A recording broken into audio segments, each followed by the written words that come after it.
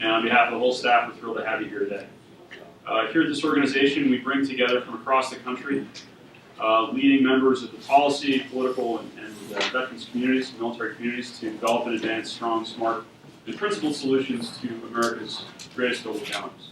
Certainly, cybersecurity is one of them, and something that, as a next-generation focused organization, we take very, very seriously. And so I'm very happy that we're having this event today, and very pleased that you've all chosen to join us. Thank you.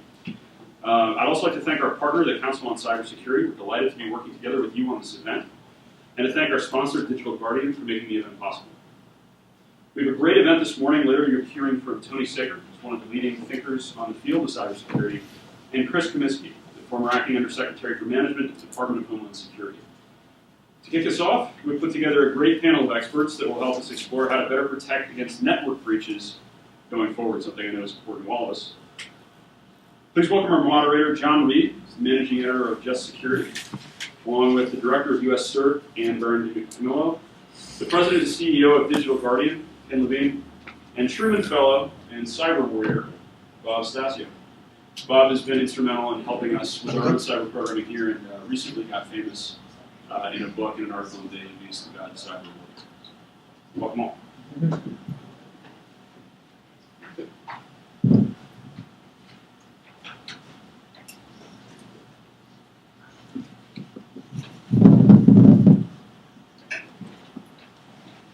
Thanks to Mike for that great introduction, and it's great to be here with everybody in our distinguished panel. I suppose we should get right into it. Last summer, we all know, if you're in this audience, USIS was hacked. There were 25,000 personnel records accessed. USIS, as everybody knows, performed background checks for the federal government. And that hack resulted in losing about $320 million in contracts. 2,500 employees were laid off. And it was only revealed after several months, and it took them months to learn of the attack, and it's probably the only extremely costly breach that we've had this year. We had Target CEO resign earlier in the year, we had OPM hacked, we've had the post office, we've had the White House. This is, I believe, Dan's called this the year of the breach. And so today we're here to talk about what could have prevented this, what you can do to prevent these kind of attacks. And while there may be no silver bullet, one of the first things that people aren't focusing on enough is basic hygiene. So I'd love to put the question to our panel. Would basic hygiene, changing passwords, keeping your software up to date, that kind of thing, how much of an impact would that have made in the case of USIS? Thank you for having me. I'm Ann Byrne-Camillo, Director of US CERT at Security. So I would say general trends that we're seeing associated with incident response engagements that we respond to, which has to do with the federal.gov as well as critical infrastructure sector, participants in the industry. The general trends really come down to four basic controls. Our adversaries aren't leveraging the most sophisticated attacks. They are able to get into our networks and then create a foothold, and from there escalate privileges because of four basic controls that are just not applied uniformly and then monitored. And those four controls are reducing administrative privileges, using application whitelisting, operating system patching, and then application patching. These four controls, if implemented and then monitored, that aspect of monitor is so key because you can implement those four controls, but if you don't actively monitor for them on a regular basis, you can find yourself getting popped or owned. But 85% of the incidences that we respond to, and not just us, this is an international perspective, working with our partners in Australia, Signals Defense, as well as other international CERTs, we are seeing the same common trends. But these four controls are primarily what is leveraged by the adversary to gain that access to the network. And from there, they can then move laterally across the network if there's not proper representation, which we're also seeing in incident response engagements. And then they can escalate privileges and leverage the domain credentials associated with that network's administrators. And from there, they no longer have to come in through the various channels. They can come in as a legitimate user. I think one of the questions we're asked a lot of times is, was the data encrypted? Well, it doesn't matter. They came in as a legitimate user, and they can access the data as a legitimate user. So some of the mechanisms we put in place to secure the data in transit and in storage are so important, but we've got to get back to those fundamentals first. So I think network hygiene is definitely something that we're continuing to see as a trend that is being leveraged by the actors, and it is something that has been an area of concern, especially with what we're calling the summer of activities. Ken? Sure, I would certainly agree with everything that Ann said, and the breaches do seem to be happening with some regularity in the commercial sector too, obviously. And I think that in addition to the good hygienes, I think that there needs to be a refocus. I'd like your sort of back to the fundamentals. Refocus on securing the data, because that's what people are after. And I think that the industry as a whole has spent an awful lot of time and resources on securing the perimeter. Not saying that they shouldn't, but that's not 100% effective. At the end of the day, you almost have to assume that somebody's going to get in somehow. So let's lock in the data and start the security kind of inside out. Yeah, and just kind of continuing on that point, I think that if you look at the spectrum of cyber actors, I break it up into the 80-20 principle, right? So you have about 80% of the malicious actors out there that are usually stopped by good hygiene measures. And it is a challenge for most companies and government organizations to even get to that point where you're kind of focusing on that bottom 80%, which are generally kind of using a very broad targeting methodology. But you still have that top 20% of hackers out there that are more associated with nation-state actors or maybe have those similar capabilities on par with nation-state actors. And the issue is it's kind of an asymmetric threat. No matter what you do, they're going to get it. No matter how great your hygiene is, they're going to get it. Given enough time and resources, that's going to happen. And it's really an asymmetric threat, right? I like to use the example of an Abrams tank. I think an Abrams tank is on the order of about $50, $60 million.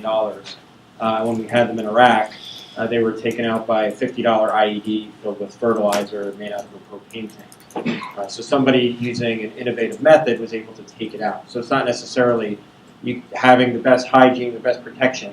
You're still going to get hit. And I think that's more of what we're seeing with the summer of the breach. Is those actors and those methods have been commoditized to a certain degree in things like exploit kits.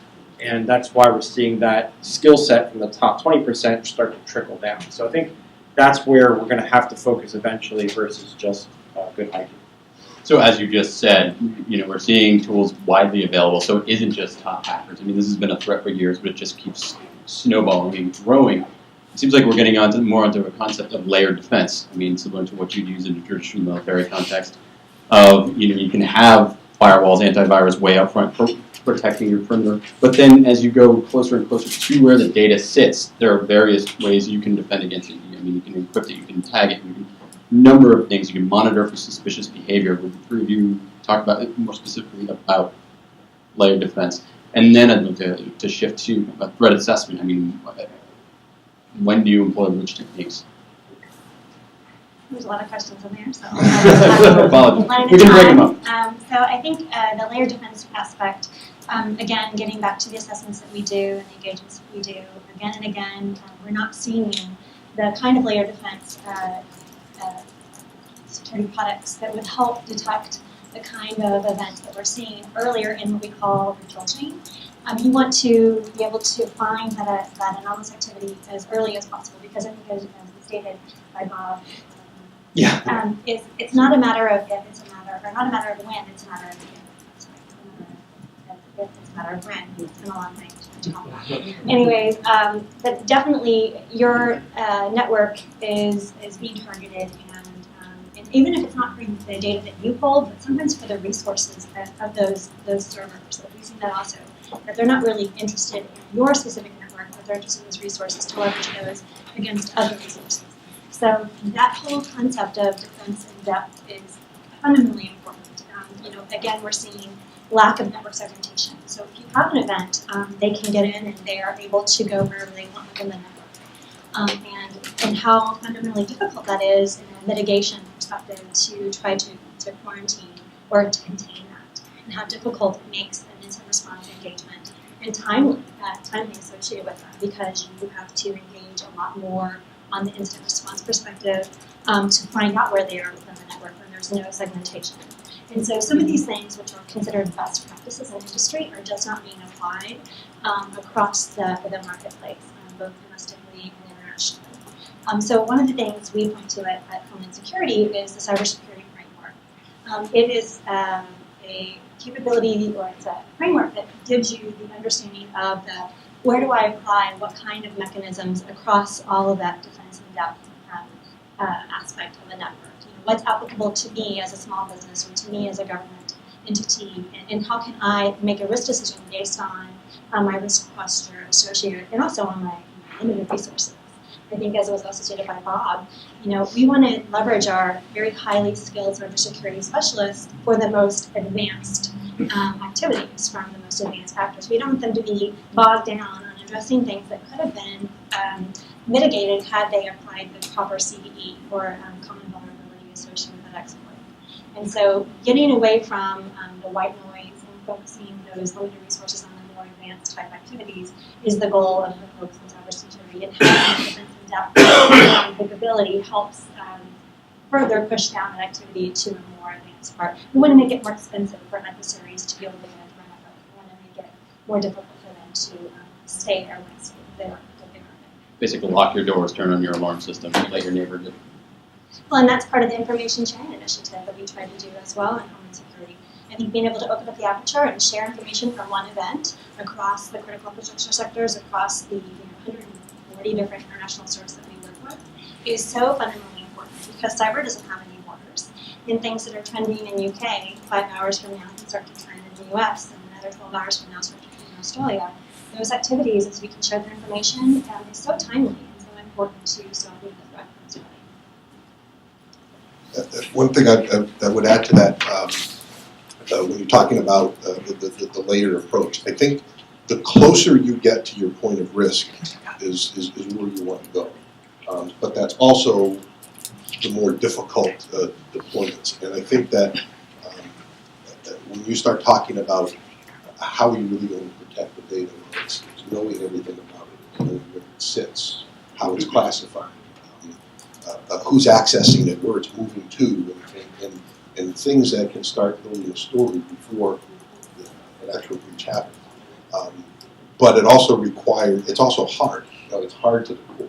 I think that sort of we as an industry have to understand that we've got to get down into that endpoint or into that kernel level and really have that visibility in order to start putting another layer of protection. Yeah, I just say, the defense in depth model is really dead in my opinion. I really just don't think that concept works. You look at something like the human body, right? So we have a defense in depth right now. We're wearing clothes, we have skin, we have hair follicles that prevent viruses and bad things from getting in our body, right? But when something does get in our body, do we wither and die? If a flu virus gets in, do I just collapse over and pass out? No, there's a resiliency, right? So instead of going from a defense in depth concept, we have to move to a resiliency concept. There's a reaction in my body when something comes in. If I get a cut on my skin, there's a histamine response, there's a platelet response, clotting response, there's an antivirus or an antibody response. So that's kind of the thing we need to move to, because when you have a defense in depth, people tend to set up these barriers, and when something gets in, we don't notice it, and then the whole network is completely vulnerable. We used to say at NSA that networks are crunchy on the outside, soft on the inside. The hardest part is just getting in, but once you get in, you can do whatever you need to. And that concept is very difficult because the industry has really been set up for this prevention and defense in depth model for the last few decades. And it's a very expensive proposition to move from that to resiliency. That's where we are. That's definitely the perspective of all the interagency is that it's no longer an ability to prevent, the ability to detect earlier in the chain, and then have the ability to get back to a known good healthy state is so important in the resiliency discussion. Absolutely. Knowing, do you have an incident response plan? A lot of the agencies we deal with, they don't. And so, being able to know how you can get back to that known good healthy state is fundamentally important in this discussion. And I think the CSF really helps drive towards that. I've done a lot of pen tests in the commercial sector, and usually I apply that model to them and to see where their gaps are and how to actually improve and make a roadmap to get there. Right, so the really, mitigation plan associated with incident response is based off of that. And so many times there's just huge gap areas associated with the different components. that are critically important to this whole discussion. Yep. So how about threat modeling? I mean, you need to monitor what's going on your networks constantly, see what's happening with your data. Another element of that is actually knowing who will be coming after your data, knowing when your data may be more vulnerable. Can you talk to that at all? Yeah, I'll take it. So, yeah, I think when you look at kind of the risk management strategy, right? 800-39, I believe, right? NIST 800-39. Great reading if you can't go to sleep at night. You know, that's the risk management framework. When first thing you have to do when you're defining your risk model and how to control your risk is define your risk, define your environment, really. You know, what environment are you in? How much money and what devices do you need to spend is based on who's attacking you. Right? So at NSA, when we were defining our risk environment, it's completely different than, you know, some small electric co-op in Utah or something. You know, the nation-state actors are targeting NSA to try to get national secrets versus maybe some hacker in his basement trying to disrupt the electric grid. So it's a completely different way of actually defending yourself. So that, to me, when you talk about threat modeling, it's identifying the adversary that's going to go after you, and then figuring out, okay, now that I know who's doing it, how are they going to do it? So what methods are they going to employ? How much money are they going to spend? What other factors are involved? And this may not just be cyber. It's, you know, the insider threat is a huge component of this, or physical threat as well. So I think that all needs to be taken into account. I would just add to the threat modeling perspective. I think that an aspect that we see constantly overlooked is the fact that, I kind of mentioned it earlier, you might not be the primary target, you have the reliable resource that they can leverage against that primary target. Through the financial institution DDoS activities that came in the last 18 months, again and again we saw them popping content management services across across the globe. It was a reliable resource. It was these servers had a lot of capacity. They didn't have to have a huge botnet associated with that activity. They could leverage a smaller amount of servers and get the same thing for their buck. These victims weren't the primary target. It was the financial institutions. So I think, as a community, we have to practice and employ best practices and net hygiene in order to reduce those impacts. Because just because you're not the primary target doesn't mean that you can be leveraged against those targets. Seemed like you had something else, or no? Okay. Let's talk a little bit about the insider threat, right? About people's behavior. It comes down to people, right? I mean, we were talking about some hygiene earlier. A lot of that goes down to training and how people behave on your networks. Tell me about what do you do when you have somebody inside, right? Somebody who may not have the best of purposes in mind when they have access to your network. I think from our perspective, a lot of times it's not the insider threat, but it's the typical user that is just not educated. Phishing attacks are so successful, and I think we all have to be really vigilant and apply the kinds of mechanisms to detect that, because they are successful every day in leveraging those kinds of attacks against users that don't have any nefarious purpose. They just really want to click on that link. And I think it's almost as important as the discussion around the insider threat. I think it's a lot smaller, kind of a corner case. And the primary things that we're seeing are not those insider threats that are bringing down networks or bringing in malware and having they're not the patient zero. It's the user that just wants to see that picture of Taylor Swift and can't help themselves. And so I think from our perspective, I'm trying to deal with that 80% that Bob talked about. And 80% of the things that we see are not nefarious purposes. It's legitimate users that have legitimate access that just are not either following the protocols that they've been educated to do, or the sophistication of phishing attacks is also something that has a huge impact in this whole space. And I think a lot of times, talking to my fifth grader in his class recently, I said things that you wouldn't do in real life, you shouldn't be doing online. And that's kind of a common thing for us to remember as users. We are all part of this cybersecurity landscape. We have to play our part, and I think we're seeing more issues with that side of things, for the sheer volume of activities associated with more legitimate users that are just doing things that you wouldn't do in real life. There's a case going on now where an executive at Uber is being accused by his former employer of downloading a whole bunch of data. I mean, no presumption of guilt or innocence, but it's constructive in that there's just no way that should be able to happen. And I think there are policies and procedures you can put in place to prevent that. It's just a lot of companies don't do that. So part of it is, I agree with Ann that there's the. I was talking with a federal contractor who said basically the insider they're either malicious or dumb. That might be a little blunt because I would certainly be the latter. But I think that the point is we can change behavior. There's a federal agency that has a really interesting case that all they did was prompt the user when they were doing something that they didn't want to do. They didn't block. They didn't. They could have, but they didn't block. They just set up a message box, and you had to click on it in order to do it. So, are you sure you want to do this? Are you sure you want to go to this website? And by their statistics, they reduced the issues by about 95%. So that was called Microsoft Windows. There were things I could do, but I think that sort of the insider is sort of a person that's a foot away from the computer screen. But there are ways of kind of legislating behavior a little bit more in the way of if we can see everything you're doing, then you can start putting in various policies. Yeah, I think the next level of that, in my opinion, if we abstract the entire problem in general, right? So you have insider threat, you have nation-state actors potentially coming in, or somebody, Conficker is still out there roaming the internet and trying to get on Windows XP devices.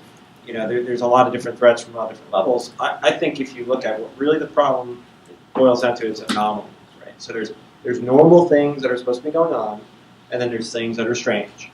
And when the strange things happen, you need to detect them quickly within seconds and get rid of them, or identify the problem, decide it is a problem, and then move on. I think if you read some military readings, there's something called the OODA loop, and I forget exactly what it stands for. Observe, orient, decide, act. There we go. We get some military guys here, and I think we really need to do that in cycles when it comes to cyber. Very minute, very small cycles. So be it somebody clicking on a link when Taylor Swift or downloading all the source code from Uber, or the Chinese trying to breach into USIS, whatever it is. Those are anomalies. Those are things that are not supposed to be happening. And it requires people that are kind of thinking with their red hat on, with the bad guy hat on, to figure out what goes on. Because it's a people versus people problem. And it's the hackers on our side versus the hackers on their side trying to figure out what those are. And that's where we have to drive forward. I don't know if you all would agree with it, but the outsider, once they're in, they're an insider. They behave like an insider. And that was what I was saying. The questions we get a lot of times is, was the data encrypted? And it doesn't matter. They're in as a legitimate user, and they have the same access to your data as you do as a legitimate user. And I think the other aspect of insider threat that we're seeing, and again, it could get into those situations where there's a nefarious or is it because they're just given too much access. The overuse of giving administrative privileges to users that just don't have a need to know or need to access that kind of information. You've seen incidences where there's hundreds of domain controllers out there and accounts associated with that. Really, why? Why do you have such a large pool that has kind of these God rights to your network? I think you're leading to a potential insider threat initiative, either both purposeful or just because of their access, and their interest. That was we've heard a lot about that kind of God access in the last year and a half.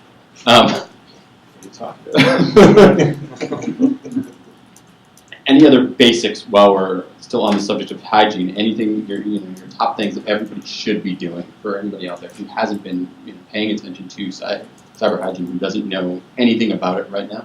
What are just the immediate things that come to mind? A quick recap.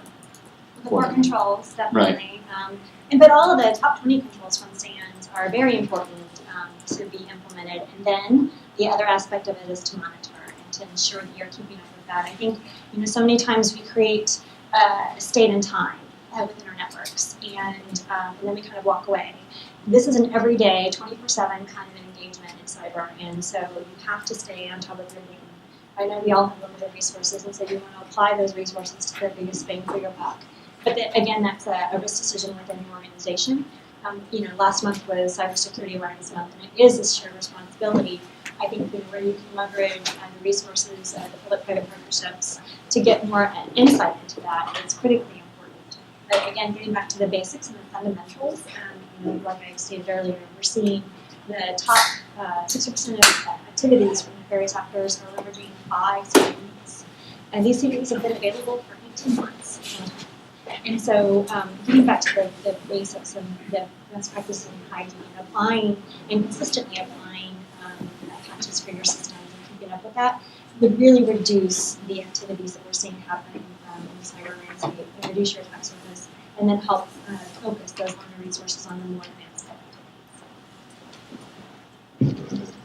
I would just say, the two most common ways networks are getting attacked right now are through phishing and through drive-by downloads, or water holing, which is kind of a more targeted version of that, right?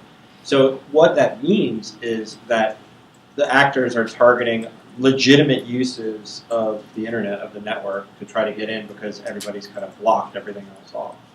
So, that be very cognizant of what information is being put out there about you or your organization.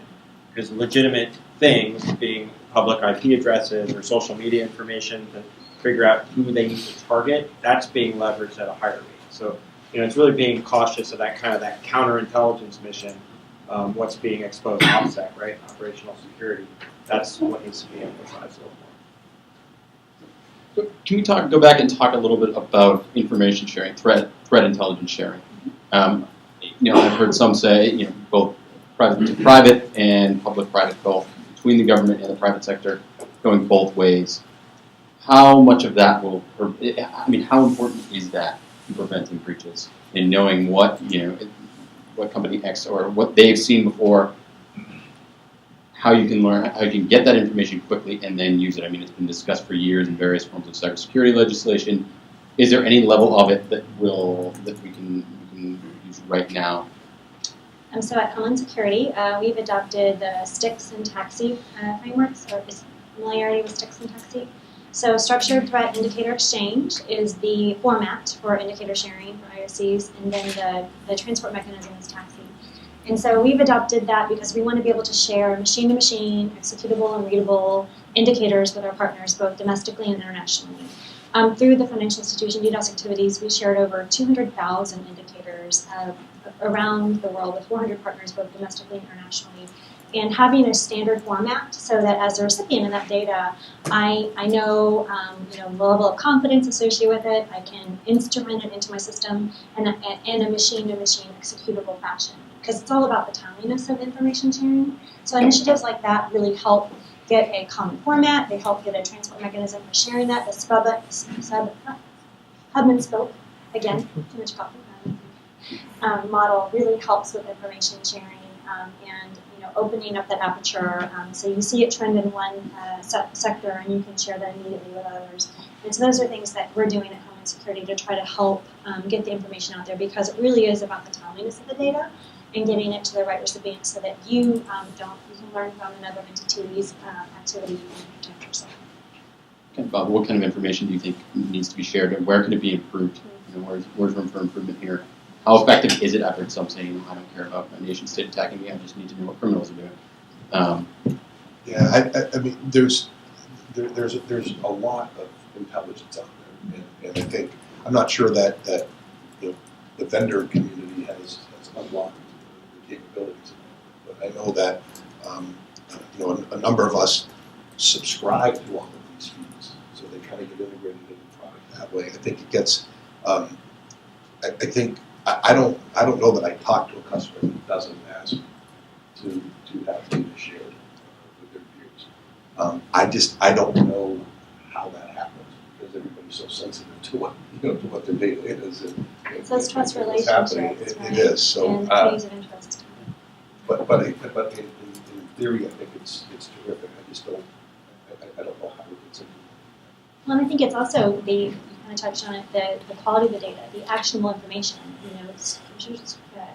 attribution isn't always actionable, but sharing indicators, the date timestamps associated with activity is really actionable. I think we've learned in the federal government that sharing that information is critically important.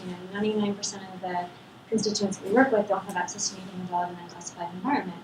And so working with our federal cyber center partners to declassify information, get it tier line, and get it out the door is so fundamentally important, and getting the actionable context around that data so that they can do something with it in their infrastructure. So I heard General Petraeus, I believe, speak one time, and he said, the purpose of intelligence is to give the commander the decision-making ability to leverage their limited resources in the best location.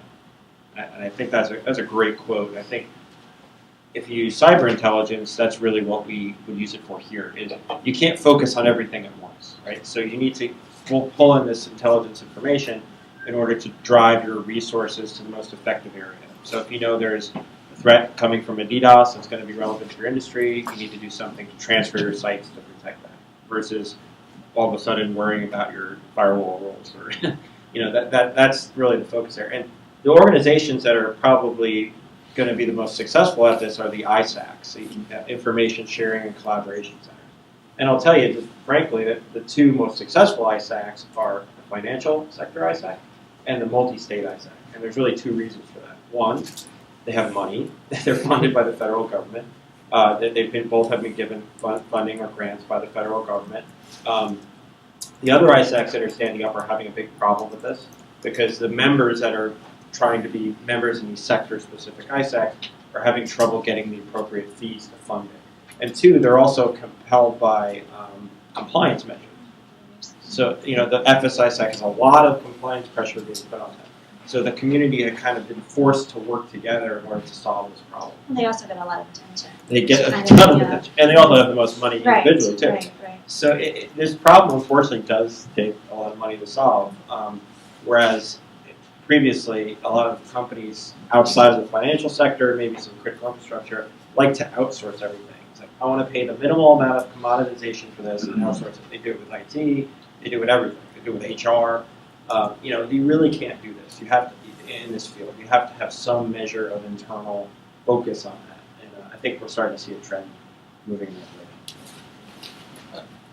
Moving another step beyond that, what are your thoughts, especially Ken Bob, about active defenses? When does it go too far? I mean, we've heard the U.S. government's position on that in terms of when it gets to the point of hacking back. I would love to hear your take on when, active defense is a pretty broad term for a number of activities. What are your thoughts? I think anything outside the company's network firewall is a dangerous zone. I think that kind of borders on vigilant. I saw, I don't want to say active defense, I saw, CNO operations, computer network operations as a whole, being conducted in the intelligence community. And it's hard enough to coordinate that between the agencies in our country and our partners. It is difficult enough to do that. Then you have to say you want to have commercial sector organizations or other organizations playing in that space too, being somewhat offensive in nature. That's a dangerous concept. And I think active defense should be very much limited to inside the firewall. I'm a big believer on that. I think once you start to get outside of that, you're kind of getting in the space of what government should be looking at. Don't even go to retrieve your data? Absolutely not. No, I think there's a potential to cause a lot of problems. I mean, if somebody came into my house and stole my MacBook Pro, should I go track the guy down and take it from where he is? That's the police. That's the law enforcement's job. It's partly justice job. Again, I think it's very close to bordering on vigilante.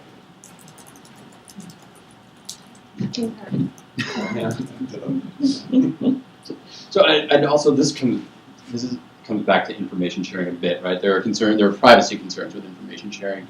There are litigation concerns, but then there's concerns when a company goes public, when a company reveals that it has been hacked, as in the case we saw with USIS, with Target CEO being fired. Is there an incentive to stay quiet still? I mean, how do we get beyond that hurdle? That's also been something that's been discussed for years and years and years. It's when you are hacked, where's the balance between revealing this has happened, this is a problem, and is terminating millions and millions of dollars worth of contracts the right move in this case? Or is that, yes, if you practice bad hygiene like this, if you let something like if it's this flagrant, you can be you should lose your contracts? Or does that kind of backfire and cause companies to try to cover these things up? One thing we've seen in information sharing initiatives that has helped with a lot of the critical infrastructure partners in sharing cyber relevant data. Okay, we're talking about cyber relevant data.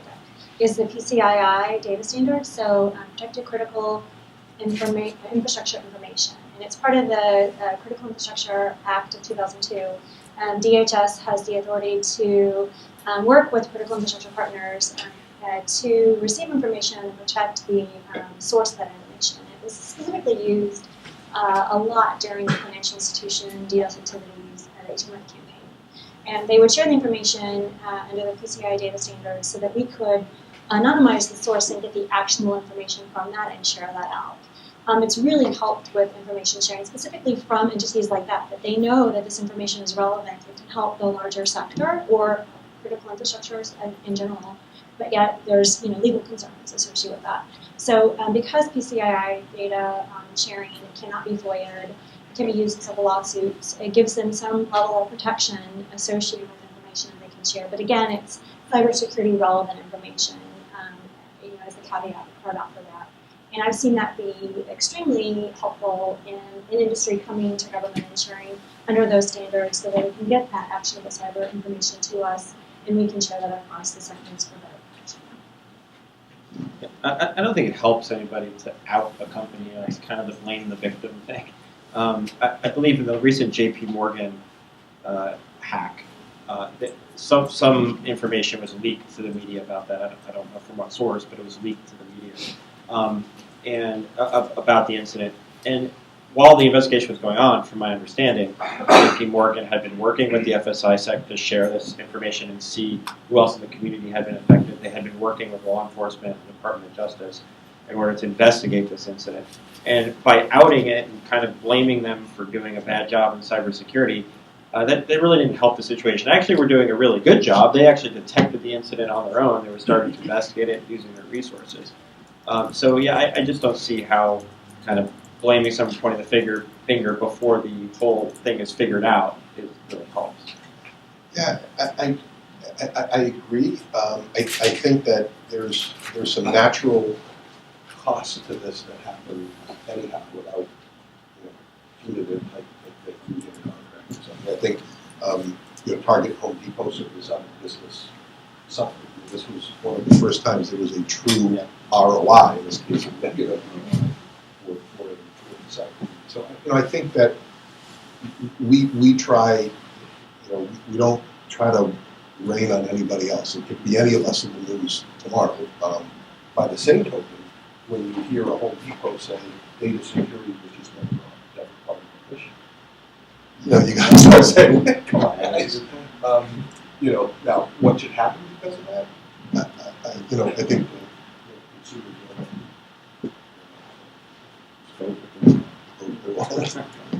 What about this is another thing that's also been talked about. I feel like it's a broken record month after month, year after year on a lot of these issues because we've been talking about so many of the same things for so long. What about going to an insurance style model for that? Where is that? What's the traction there in terms of you've got to meet these standards. You've got to be up to snuff. This many breaches. This style.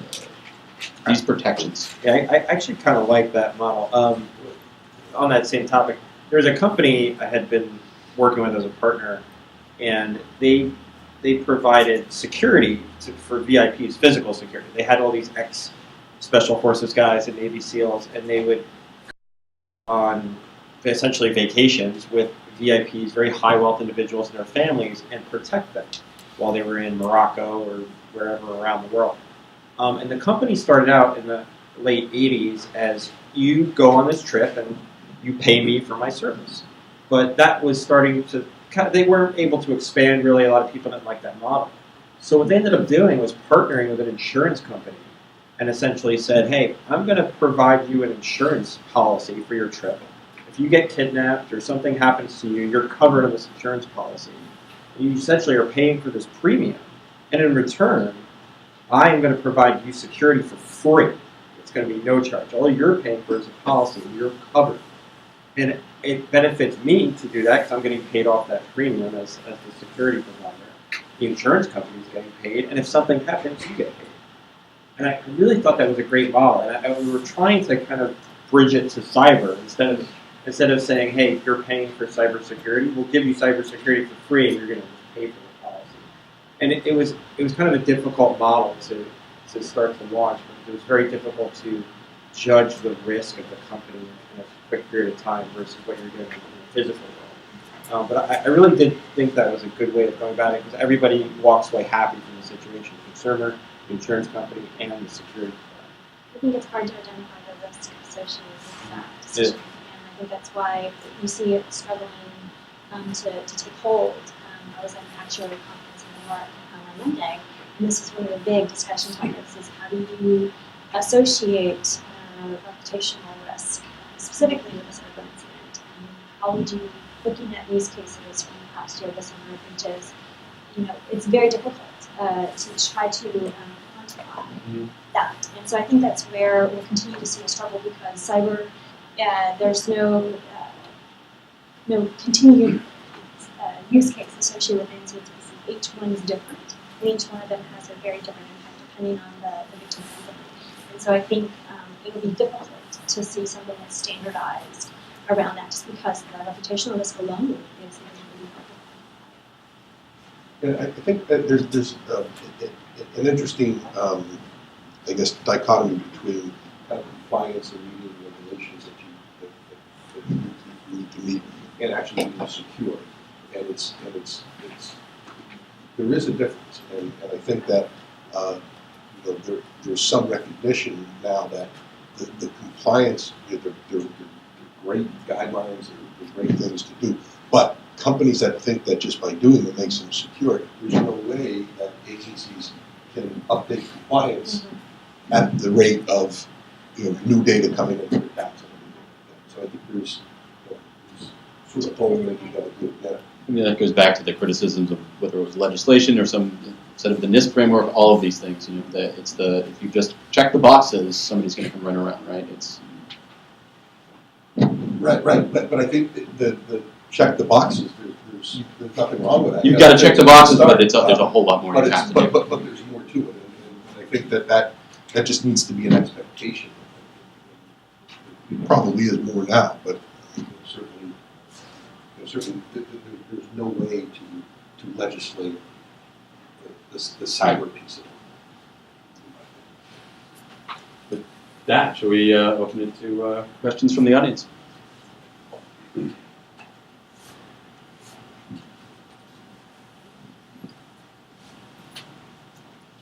Of all the successful attacks that you've seen, at least recently, what percentage of them would you say are a result of policy failures as opposed to technology failures?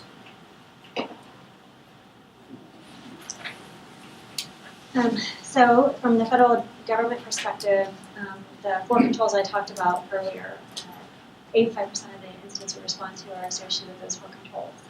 I think the difficulty, with the FISMA Act of 2002, there's a lot of interpretation around the implementation of those 4 controls. And so it's hard to say there are policy, a lack of policy implementation or compliance.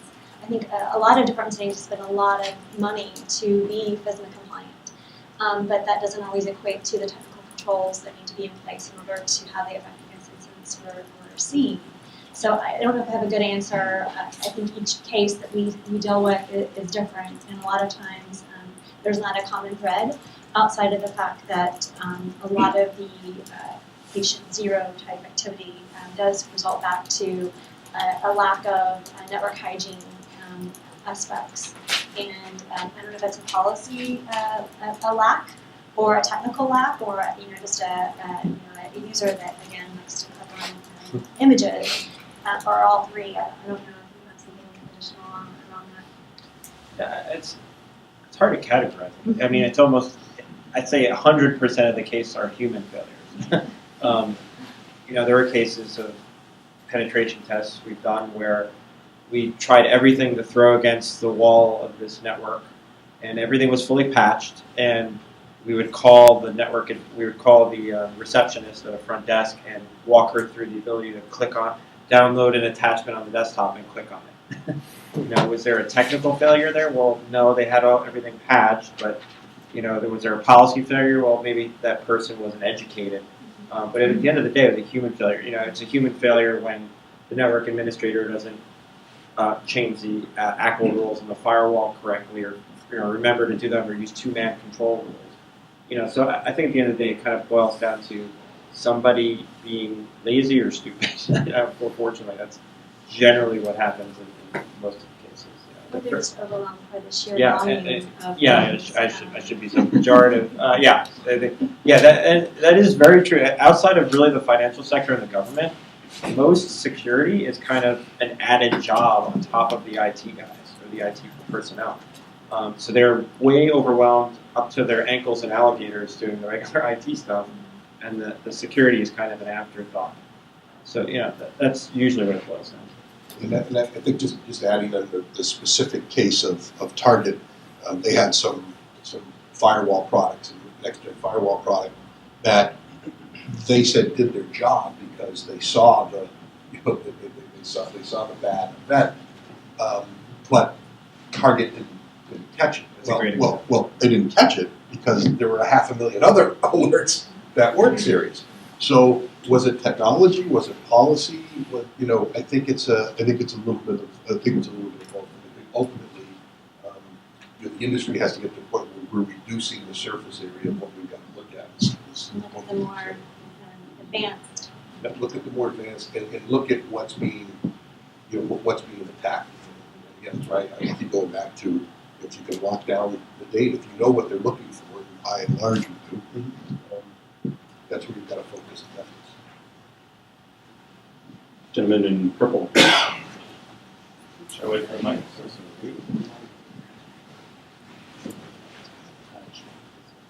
Thank you. Sean Lewis with Federal Computer Week. Ann, is it on? Yep.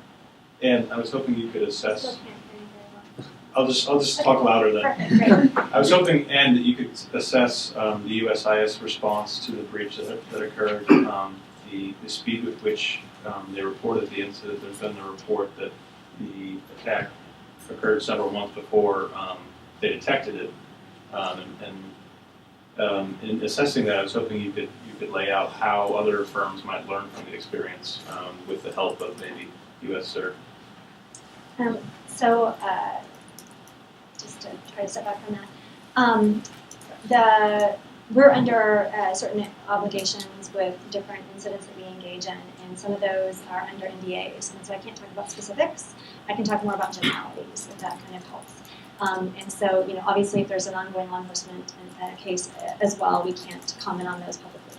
But I can comment on just the general trends associated with incident response activities.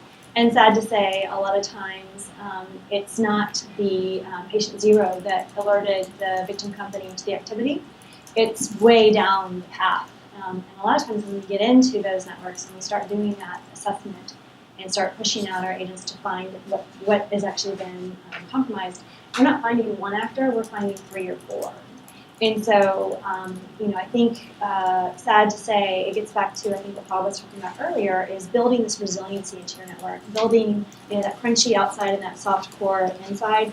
You need to have the ability to detect activity earlier in the attack cycle, and you need to be able to quarantine that to a smaller containerized space. These very open, flat networks that we see are a nightmare for an incident response engagement. It means weeks of activity to even figure out where the adversaries are within your network, and then even more time to mitigate that. And so, sometimes it's even the result of just a whole network rebuild. And so, I think generally speaking, we keep on talking about the network hygiene aspect, just because it's not being properly implemented across the communities that we interface with. And so, getting back to those common controls and then building on that, the cybersecurity framework, looking at the 5 components of that. It's fundamentally important. It's things that we all know in cyberspace, but it's things that are not being implemented. And I understand that as small businesses, a lot of them get to make this decision, as was also spoken to. You have limited resources, and a lot of times your IT guy is your cybersecurity guy, is your network administrator guy. How do you leverage that resource to protect your critical information? And I think it gets back to the C-suite discussions. Looking at your reputational risk and putting your resources around critical information and having a plan of how you respond to this is fundamentally important as well.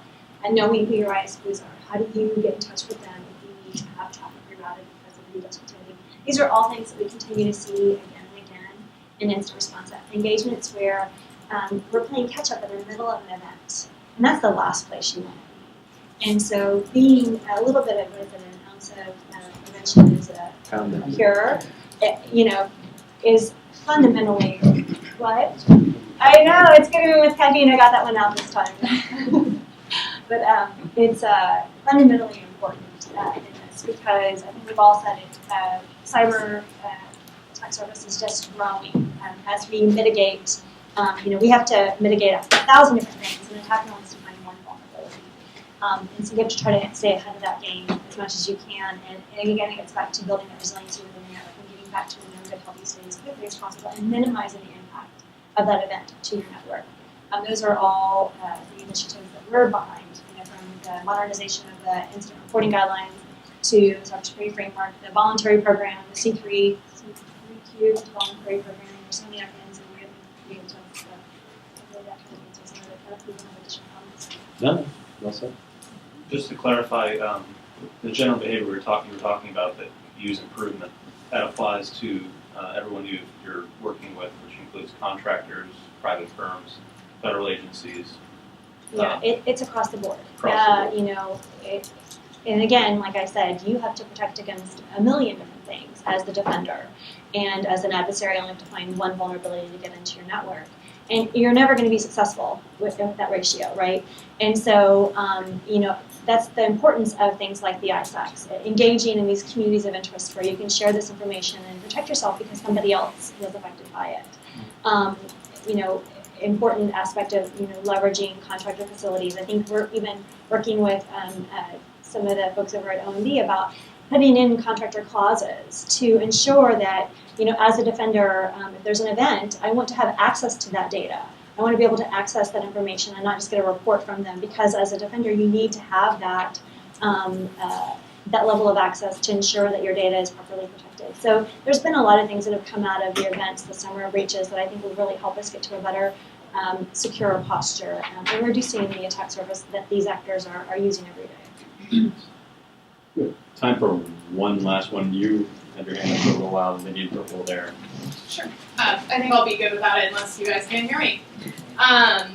So you guys have spoken a lot about end users behaving badly, clicking on links, opening attachments, whatever the case may be. But you're never really going to educate end users to stop doing those things. All it takes is one instance of somebody clicking on a link or an attachment that they shouldn't, and you're still screwed. So, sorry.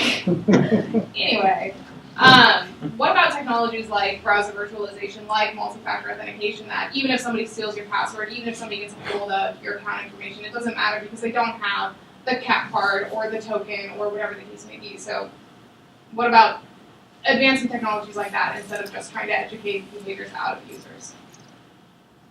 Agreed. Yeah, you have to. I think it gets back to there's no one silver bullet in any of this. I think I saw a recent article where Michael Daniel was talking about leveraging the selfie for authentication on your mobile device. Facial recognition, two-factor authentication is so critically important. And I think the incidents that we respond to, getting away from passwords. Passwords are dead. They're no longer effective. I think I was showing an example to my fifth graders class again, where I was able to crack the password in seconds. We've done that on the Hill to different committees as well to show the members how quickly, typical dictionary passwords can be cracked, and it's a really powerful thing to see that. And I think we have to move away from that as an industry. Again, it's kind of a best practice. and something that we should be heading towards as an industry and looking towards the technologists out there. I know that spend a lot of time on wearables, and I think that's amazing, the things that they're coming up with. I think that you can click your heels and call Uber. There's a new one I just saw that they are coming up with. It would be really great for them to also focus on the technologies that would protect the average user, because those are the ones that I think are the most disadvantaged when it comes to the advanced cyber attacks. Yeah, user education, you still need it, and I think it goes a long way. It's not a very quantifiable ROI, right? It's hard to ascertain how much return you're getting on that, but I think it's important. There are technologies such as more conceptually, if you think about thin clients, right? So thin clients are kind of, you have this dumb terminal and everything is back on servers. So when the user logs on, they're actually going back to the server. Nothing's on the terminal. They shut it down for the day and everything gets wiped. That makes it easier for the security person and also the administrator, because everything is kind of co-located in one place and they can leverage their resources to look at one thing. And I think more of that than coming up with the next better mousetrap, all the things you mentioned. But I think you have to kind of think about it more conceptually and more as a framework versus new, cool, shiny toy. I'll All right. Well, with that, I'd like to thank our panel for appearing today.